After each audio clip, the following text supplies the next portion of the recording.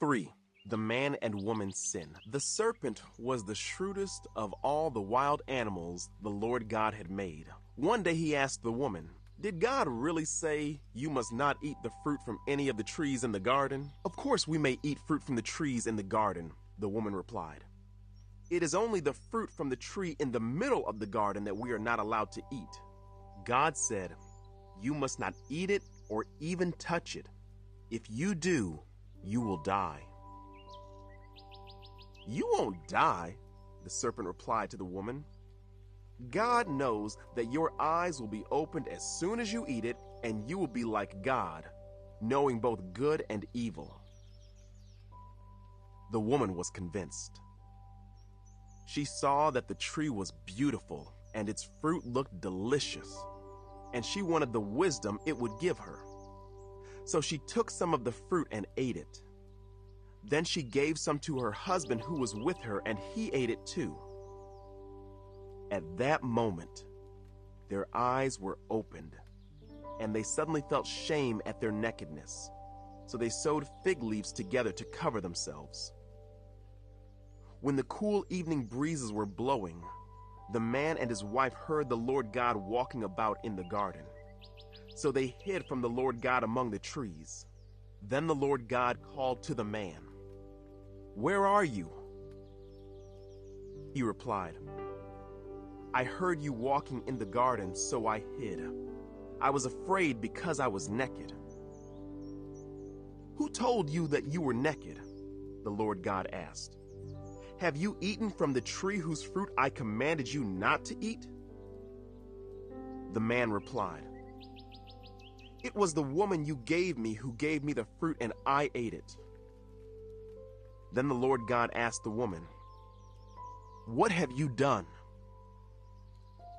"The serpent deceived me," she replied.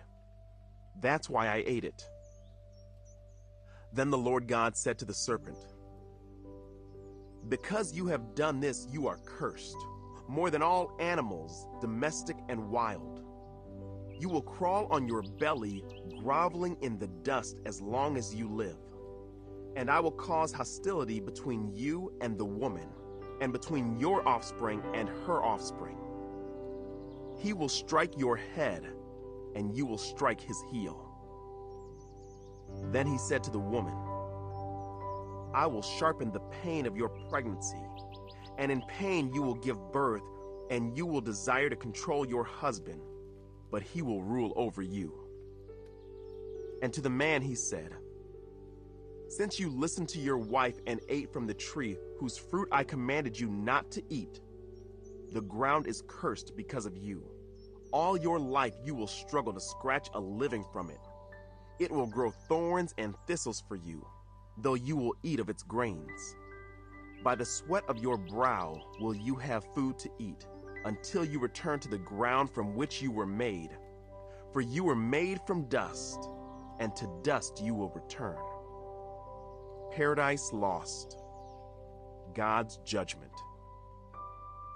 Then the man Adam named his wife Eve, because she would be the mother of all who live. And the Lord God made clothing from animal skins for Adam and his wife. Then the Lord God said, "Look, the human beings have become like us, knowing both good and evil. What if they reach out, take fruit from the tree of life, and eat it? Then they will live forever." So the Lord God banished them from the Garden of Eden, and he sent Adam out to cultivate the ground from which he had been made. After sending them out, the Lord God stationed mighty cherubim to the east of the Garden of Eden, and he placed a flaming sword that flashed back and forth to guard the way to the tree of life.